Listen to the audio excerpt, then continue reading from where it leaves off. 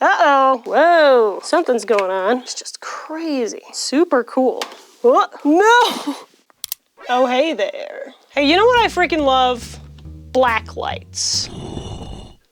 Blacklights. See, my mom's been really into rock hounding recently, and I actually discovered that a lot of different minerals and pigments glow underneath blacklights in super interesting and funky ways, depending on like what's in them. And so I figured, what sounds like more fun than taking my extremely old and kind of dangerous / deadly paint collection and shining a blacklight on everything and seeing what glows and figuring out what the heck that means. So, without further ado, let's freaking glow. Ha ha ha, I'm super funny.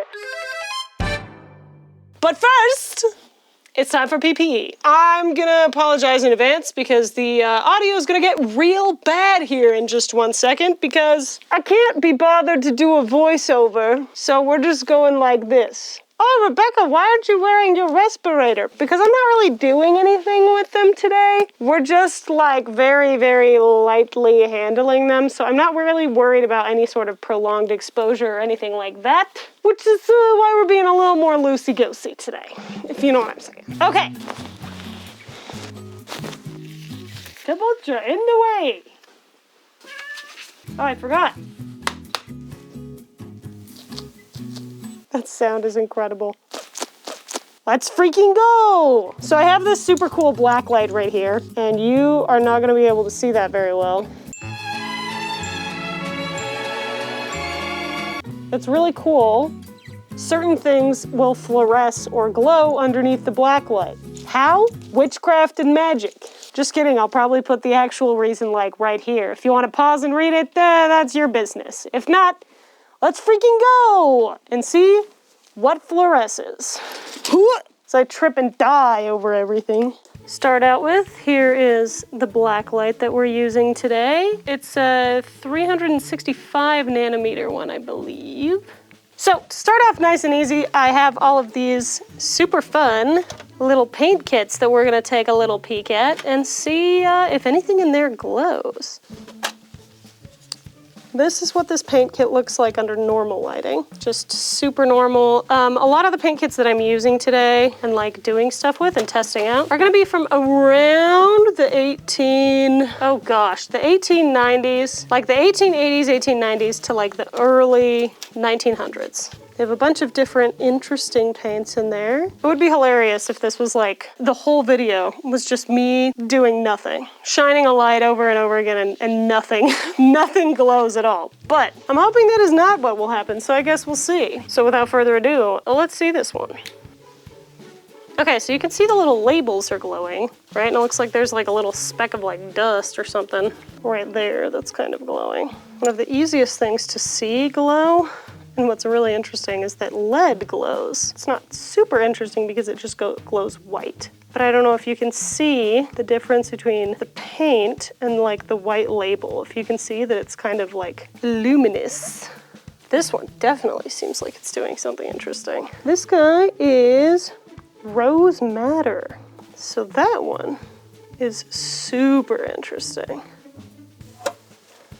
I will say it is fun to see the outside of all of these and see what really, really shows up and catches the black light. So I think this is like lead white right here, but it does show up crazy well.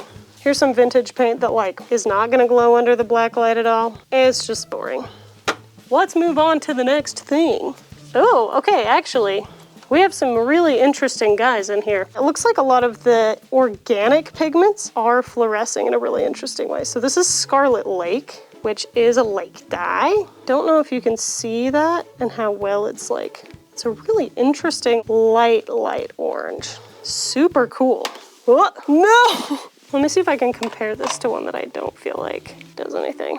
Oh my gosh, you know what it actually is, I think? Part of it is, I think, the linseed oil that was used in making these also fluoresces. But what is super interesting is this guy. See how it's like glowing that pink? Let's see what it looks like with the light on. Yeah, see how it's just like absolutely black? So this is original mauve from like probably the 1870s. And this was an aniline dye, and I've heard that a lot of aniline dyes that are based off of like these coal tar dyes are UV reactive, so it's really cool to see what they look like. So if we put it under, oh, out of breath. Because if we put it under the UV again, that is just crazy. Oh, that's so fun. Let's move on to another box. Now this is the last one from this era of paints. So we're gonna see if it's all the same, but we do have some unique colors in here, so we'll see if any of them are UV reactive. Okay, whoa, something's going on. I don't know if you can see, but this one is just going crazy.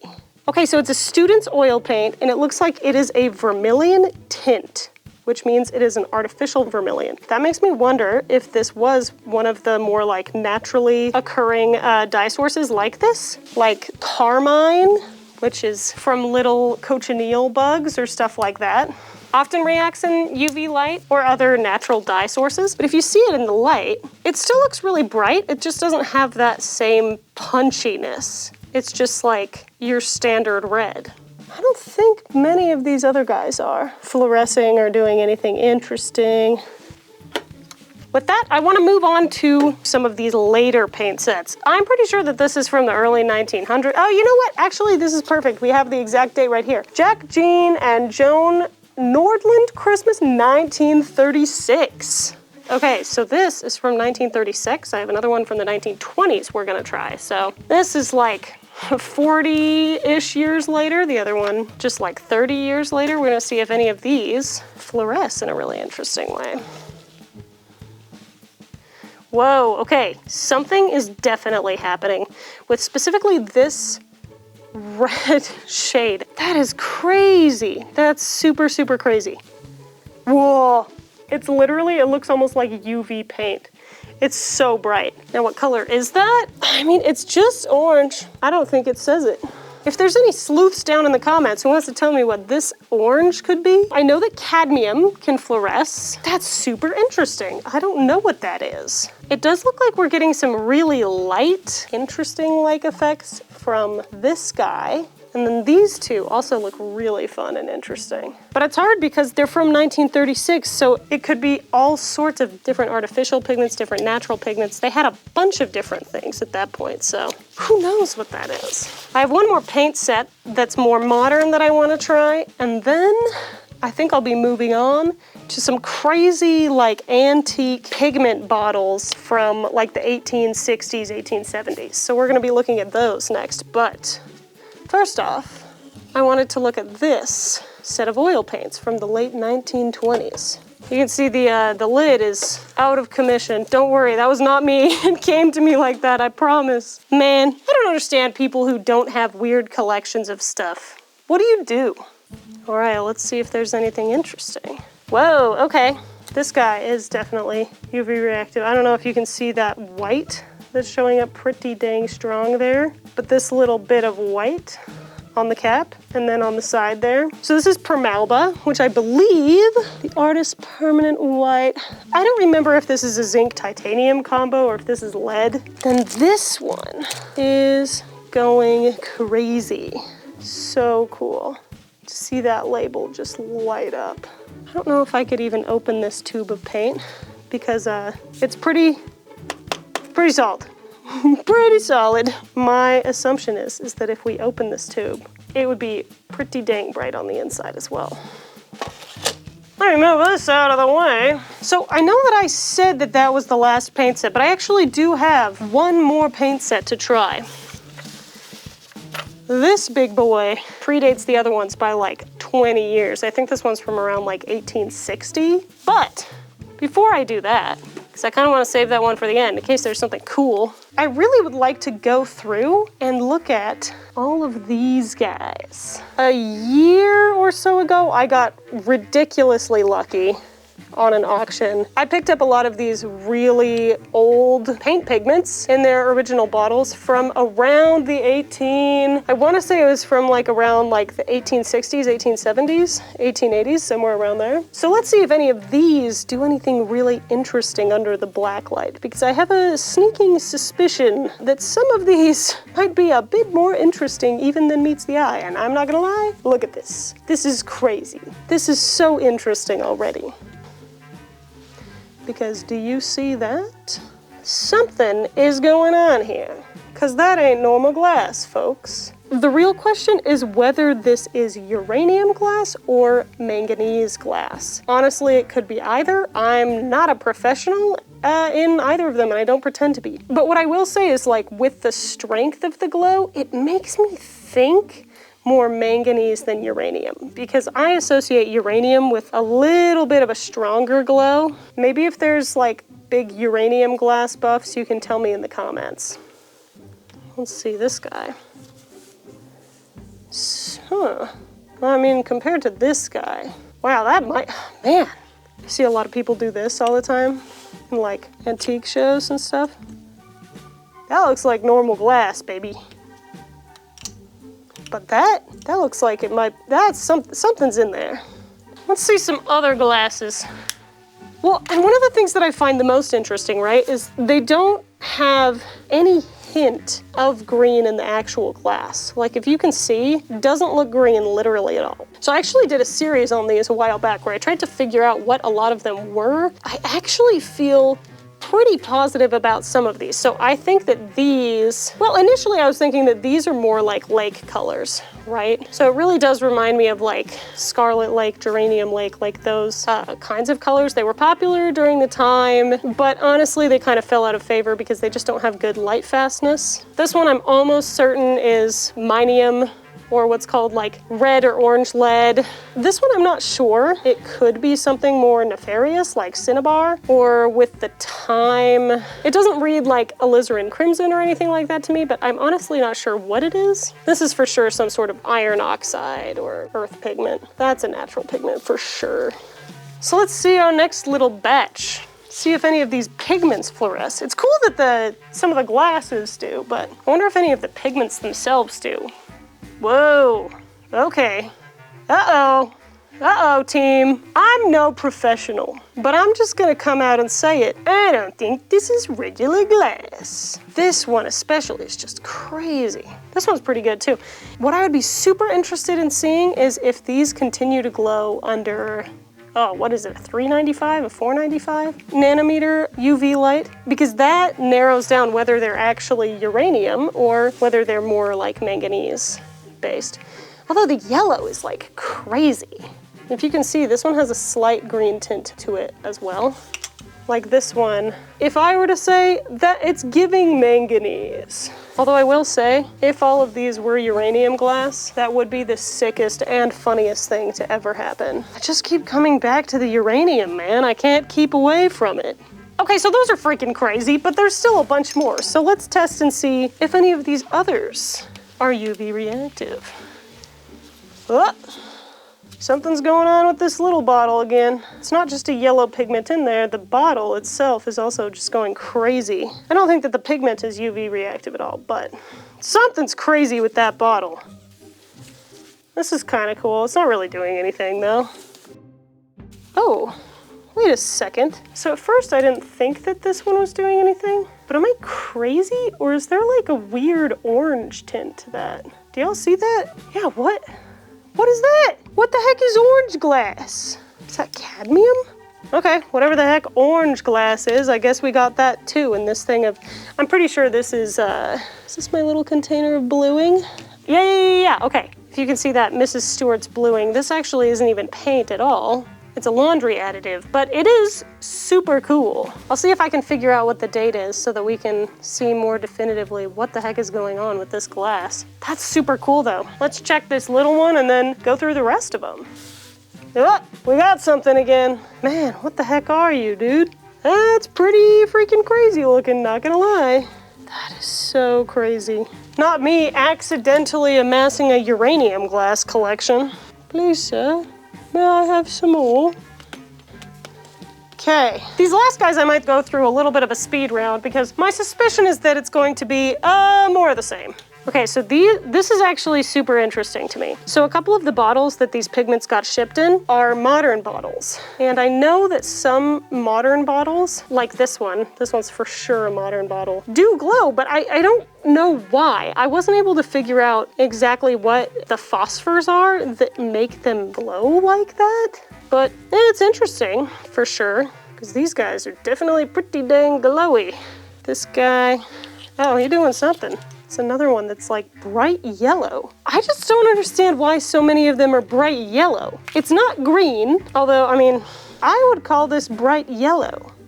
And I don't understand what the heck that means. What does this mean? Is it just uranium glass? I feel like I probably have a million antique people screaming at me in the comments right now for my ignorance. I just want to know what it is. Super glowy too. I mean, like, look. It doesn't look interesting or colored literally at all. And from what I've heard, most like uranium glass is green, but it is still so cool. This one though, but if you compare this guy to this guy, like why is this one super yellow and this one super green? Do you see? Well, that looks absolutely crazy though. I'm gonna find a Geiger counter. See, but this, absolutely nothing. Wild to compare that to that. My guess is it's all manganese glass. I'm gonna put on the record, that's my official guess. Oh, here's something that's a really cool bonus too. This is actually not a pigment. This is a container of iodine from, I wanna say around the 1940s, 1950s. Super cool. This stuff glows like crazy, and I could not tell you why. I also can't totally tell you why I have it. I honestly just thought it was cool. What? That's crazy. Wait, something's funky with this glass too. What the? I'm gonna retitle this video to finding out that my entire paint collection is actually made of manganese glass for some reason. But like, look at how cool that is. So if I can just scoot these out of the way really fast for a second. Oh, don't drop it. The last thing that I have to test is this guy. This is like one of the OG Winsor & Newton guys. Oh, he's so old. He's so beautiful. He has, don't go anywhere. His name is George. George has these really beautiful, super old watercolor cakes in there. Now let's see if anything in here does anything interesting under the blacklight. Whoa, okay, so whatever this blue is, it's definitely glowing and doing something. So if you could see, just in the palette, normal, blue. Oh, you know what? Something weird is going on with that too. Yeah, like most of it looks pretty normal, and then we have this like shot of bright blue and a shot of like, calling it fluorescent brown sounds extremely lame, but like this guy is just looking really cool, if you see that. But that could just be because it's a light yellow. Let's turn on the lights and see what we're looking at. Whoa, definitely not a light yellow. What? Okay, so this is what was glowing. Okay, definitely not a light yellow, but this is brown pink, which I do believe is a yellow color. This is the other one. Okay, so new blue, which if I remember correctly, I don't remember if it's artificial ultramarine or if it's like a cobalt blue. I think it might be synthetic ultramarine. But man, this brown pink, that's so interesting that it looks like that because it's really, really dark in the palette, and then with the light on it, it looks so much lighter. I want to say that brown pink was made from like hawthorn berries or something though, and I know that some of those like organic dyes and stuff do fluoresce. Okay, so this is another one. You can just barely see it, but it is glowing faintly. That guy is our yellow ochre. That's really interesting and cool. I'm trying to figure out what would be in yellow ochre that makes it fluoresce, but I honestly don't know. Super fun though. He does look cool. It's wild that it goes from red to like a bright orange, but I don't know what this is. It might be an eraser. I genuinely do not know what this is. It looks like it must have been soft at some point, but it definitely isn't anymore. It's very, very hard. So if anyone is super familiar with like 1860s, 1870s paints, and wants to tell me what this is, please do. Well, ain't that just fascinating? Oh, that's so cool. Totally let me know if you would like a part 2 or anything of something like this, because I do think it'd be really fun to go through all of my like most toxic paints and see if anything in there glows, because I do know, as a little sneaky peeky, for instance, like this guy, my white lead, he does, if I can do it really faintly, it does fluoresce. So I'm really intrigued to see what the rest of the toxic paints would do. Just for fun, really fast, as a fun little bonus, these are basically like industrial fluorescent or I guess phosphorescent paints. So these are literally glow-in-the-dark paints. So these should look insane. How's that for some glowy paint? Now look at this though. See if we can kind of charge it. That's super fun. So this is aqua and I think this one's green. Oh yeah. In summary, look at all of these guys. Like, what the heck is going on here? And with that, it's time to get back to the studio. So what the heck did we learn today? Honestly, I couldn't tell you. I just really freaking like black lights. In all seriousness though, it is really interesting to learn about why certain things fluoresce and what that can tell us about what they potentially are. The fact that I feel like I was able to get some greater confirmation of what I believed some of these like mystery pigments to be, just based on whether they fluoresced or not, I thought was super interesting and cool. And as far as some of the other stuff went, I honestly just think it's super interesting learning about the nature of things and why they are the way that they are. Why do things glow? A lot of the things that glowed in this video did for different reasons, because they contained different minerals or organic substances like carmine or madder or different things like that. But anyway, I thought you found this interesting, and without no. I'm just gonna leave it in. Sorry. I thought you found this interesting. I thought you did find this interesting. How about that? But I really do hope that you found this interesting, and I hope you have a great day and all that good stuff. See you next time. Bye. Oh, hey, hello. How's your day? No. So how's your day going? No, we're not doing that. Ha ha ha, I'm super funny. Did you hear that? That was so funny. Ha. Gosh.